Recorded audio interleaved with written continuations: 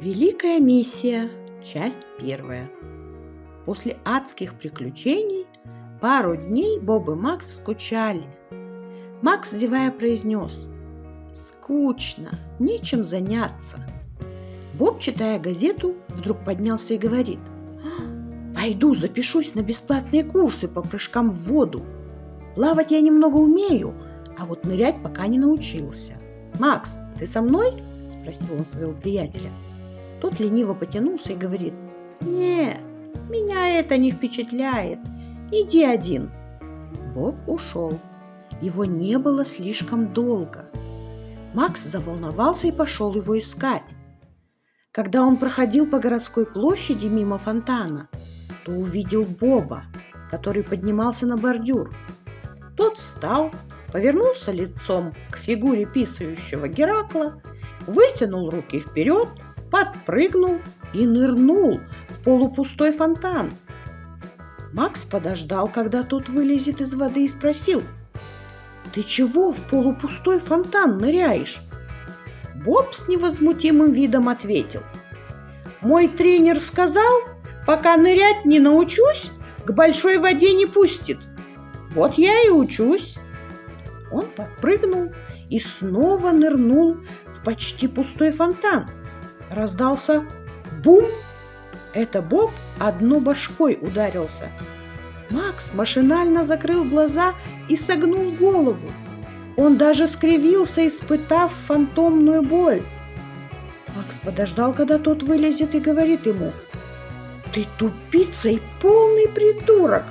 У тебя и так в голове пусто, а теперь и последние мозги вылетят». Но Боб с улыбкой снова приготовился прыгнуть. Макс как закричит на него: «Все, хватит, идем домой! Учиться нырять нужно там, где есть глубина». Боб, как ни в чем не бывало, оделся и пошел вслед за своим другом. Они оба шли домой, а Макс размышлял: «Похоже, мы действительно бессмертны, раз Боб не разбил одну свою голову». Он глянул на Боба, у которого на лбу была огромная шишка. И тут они услышали смех детей. Их обоих как током пронзило. Оба, не сговариваясь, посмотрели друг на друга и произнесли: «Дети!» Макс говорит: «Это неспроста». Боб задумчиво: «Это наша миссия». На следующий день оба встали рано, привели себя в порядок, позавтракали и отправились в город. Они даже не поняли, как оказались около здания Министерства образования. Их туда ноги сами привели. Они зашли к самому министру в кабинет. Тот с нескрываемым любопытством осмотрел их и говорит: «Нам нужны воспитатели для детей-сирот. Рук не хватает, а дети шалят. За ними нужно присматривать. Пойдете к нам работать?» – спросил он. «О, да!» – воскликнул Боб. А Макс добавил: «Мы с бесами управились, а с детьми уж точно справимся». Прошло 2 недели. Министр решил проверить, как 2 новеньких наставника справляются со своими обязанностями и озорными детьми. Министр пришел в приют, прошел по территории, тишина кругом, дети не бегают, не шалят, не кричат. Пройдя дальше, он услышал детский смех. Это было прямо в центре сада, который располагался на территории приюта. Министр направился прямо туда. Подойдя ближе, он увидел, как Боб и Макс сидели на ветках дерева и крепко держались. Дети с палками в руках ходили внизу под кроной. Министр в строгом костюме спрашивает детей: «Дети, что вы делаете?» Дети хором: «Играем в спелые яблоки». Министр удивился: «А как это?» Дети: «Наши наставники – яблоки, которые растут на дереве. Мы их внизу собираем». Министр: «Дети, а кто придумал эту интересную игру?» Дети дружно: «Дядя Боб и дядя Макс». Министр взялся за голову. Один малыш подошел к нему и говорит: «Дяденька, поиграйте с нами». Тот подумал: надо порадовать детишек. согласился и тоже залез на дерево. Все трое сидят на ветках. Министр держится из последних сил. Дети с палками ходят кругами внизу. И тут один как закричит: «Осень наступила!» Два придурка, Боб и Макс, упали с ветки на землю. Дети смеялись и прыгали от восторга. Министр сидит и думает про себя: «Я ведь все-таки министр, а не дурак. Прыгать с ветки — это неприлично. Мне по статусу не положено». Сидит дальше. Дети: «Дяденька, а почему вы не падаете?» Он улыбнулся и, чтобы сохранить свое достоинство перед детьми, произнес: «А я не спелое яблоко». Тишина. Через секунду дети хором: «А мы не спелые яблоки палками сбиваем». Они подняли свои руки и давай дубасить министра. Министр в ужасе, дети его лупили со всех сторон. Боб и Макс под кроной умирали от хохота. И тут министр бац! И тоже упал с дерева. Продолжая сохранять достоинство, произнес: «Вот, сам упал, значит, созрел». Дети радостно запрыгали. Министр отряхнулся и, посмотрев на Боба и Макса, произнес: «Вы уволены!» Макс вопросительно: «Что, так сразу?» Боб, смеясь: «Это потому, что он долго созревал. Дети его дубасили целых 10 минут». Им обоим официально запретили работать с детьми. Макс грустно произнес: «Ну вот, только к детям привыкли». Боб посмотрел на друга и, улыбаясь, добавил: «Надо было поиграть в орехи. Тогда дети загрызли бы этого министра». Макс: «О, это была бы отличная идея». Выходя из здания министерства, Макс сказал: «Все, хватит. Прямо с этого момента начнем нормальную жизнь». И не успел он это произнести, как вдруг бац! Они столкнулись с двумя девушками, несущими кучу пакетов. Макс поднялся и очень вежливо произнес: «Ой, извините». Боб, глядя на одинаковых девушек, произнес: «Ого, вот это я долбанулся! У меня в глазах двоится!» Макс дернул его за одежду и тихо сказал: «Ты неисправимый тупица! Перед нами девушки-близнецы, и они милашки!»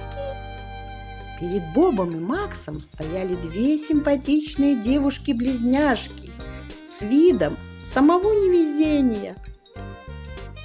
Одна произнесла: «Простите нас, мы вас не заметили».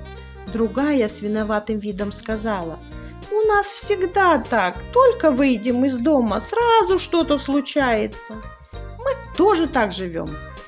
Боб засмущался и тихо сказал: «Может, это судьба?» И это было начало чего-то прекрасного. Боб и Макс проводили девушек до их дома, а те в ответ пригласили их на ужин. Оба не умели готовить. Макс, обращаясь к Бобу: «Ты можешь что-нибудь приготовить?» Боб с гордостью: «Ага, мы же в армии блины жарили и картошку научились чистить». Парни почистили картошку, и девушки быстро ее пожарили и накрыли на стол. Но Боб как-то неосторожно споткнулся и опрокинул его. Боб и Макс почувствовали неловкость, но сестры лишь рассмеялись и говорят: «Ничего страшного, мы привыкли к неудачам, без них жизнь скучная». Часть 2. Боб и Макс – гиды. Прошел месяц. Боб и Макс были счастливы. Они преобразились. Каждый вечер они гуляли с девушками Сашей и Дашей, смеялись над забавными историями друг друга. Девушки работали гидами в музеях. Но в один из дней в их расписании произошла ошибка. Девушки были расстроены. Макс поинтересовался: «Что случилось?» Даша произнесла: «Мы обе записаны в оба разных музея и на одно и то же время». Саша добавила: Исправить расписание уже нельзя. Что нам делать? Обе с досадой посмотрели друг на друга. Макс невозмутимо. Спокойно, девочки, без паники. Мы с Бобом пойдем вместо вас. Боб с уверенностью. И не волнуйтесь, мы справимся. Тогда вы идите в античный, а мы с Дашей пойдем в изобразительный, с улыбкой произнесла Саша. Боб и Макс, как настоящие рыцари, отправились в музей античного искусства. Руководитель музея, глядя на незнакомых гидов, спросил: «Кто вы такие? Где Саша и Даша?» «Мы студенты-практиканты, а девочки заболели. Нас отправили вместо них». «Ну хорошо», — согласился руководитель и добавил: «Скоро музей откроется. Идите к своей группе. Ее нужно встретить на конечной остановке и сразу отправиться в музей. Это иностранные туристы». Боб и Макс переглянулись и подмигнули один одному. Выйдя на улицу, Макс сказал: «Я плохо знаю английский». Боб с важным видом ответил: «Не переживай, ты будешь говорить, а я переводить». Оба с важным видом отправились на конечную автобусную станцию. Они встретили группу туристов и, свернув не на тот переулок, повели ее по рынку, где продавались всякие старые вещи. Он так и назывался — барахолка. Туристы подумали, что это музейные экспонаты под открытым небом, и тут же стали с интересом разглядывать. Боб и Макс не растерялись и с важным, уверенным видом начали экскурсию.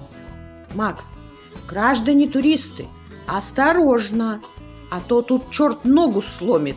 Он имел в виду, чтобы все были крайне осторожны, можно споткнуться и упасть.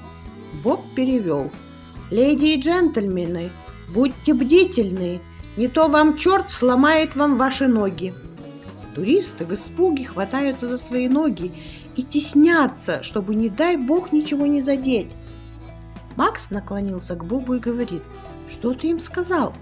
Почему они такие испуганные?» «Боб, они думают, что это древнейшие экспонаты, вот и боятся испортить». Макс продолжает: «Граждане, смотрите в оба». Он имел в виду разглядывать повнимательнее. Боб перевел: «Леди и джентльмены, вы должны смотреть в два глаза». Туристы недоумевают. Но они и так смотрят обеими глазами. Некоторые смотрят друг другу в два глаза и спрашивают: «Может, здесь нужно смотреть как-то иначе?» Макс ускорил шаг и чуть громче произнес: «Граждане-туристы, не зевать, мол, не отвлекайтесь». Но Боб перевел: «Леди и джентльмены, зевать запрещено». Туристы резко прикрыли свои рты руками, и даже те, кто не собирался этого делать. Макс, продолжая показывать всякое барахло, словно это исторические экспонаты, произнес: «У вас от такого глаза на лоб полезут». Боб с самым серьезным видом сказал: «Ваши глаза сейчас вылезут и переместятся на лоб». Туристы в страхе трогают свои глаза и прикрывают их ладонями. Макс продолжает: «Держите ухо востро и не наступайте на те же грабли. Мол, не допускайте прежних ошибок и повнимательнее смотрите».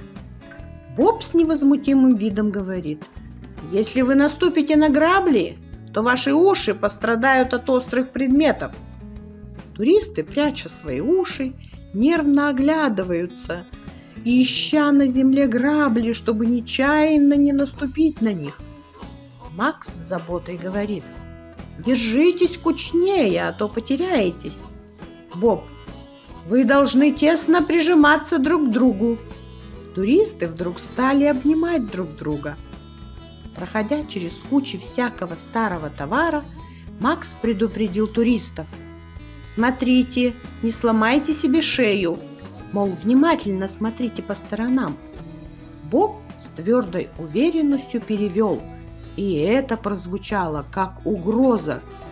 Туристы испуганно представили Голгофу и стали нервно трогать свои головы. Наконец барахолка закончилась. Рыночные ряды остались позади.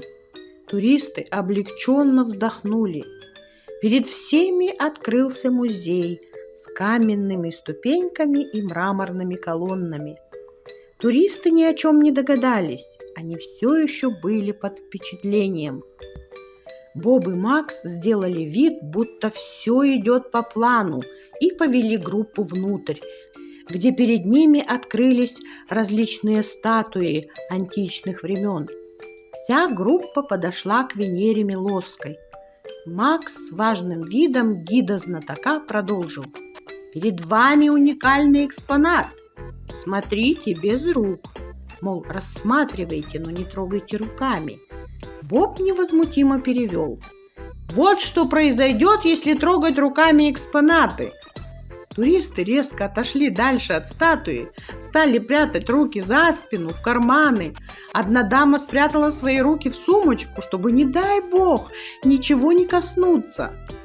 В зале стало так тихо, что было слышно, как кто-то сглатывает слюну. Группа передвигалась по залу гуськом и с предельной осторожностью, озираясь по сторонам. Экскурсия закончилась. Туристическая группа, толкая друг друга, стремительно направилась к своему автобусу, стоявшему напротив музея.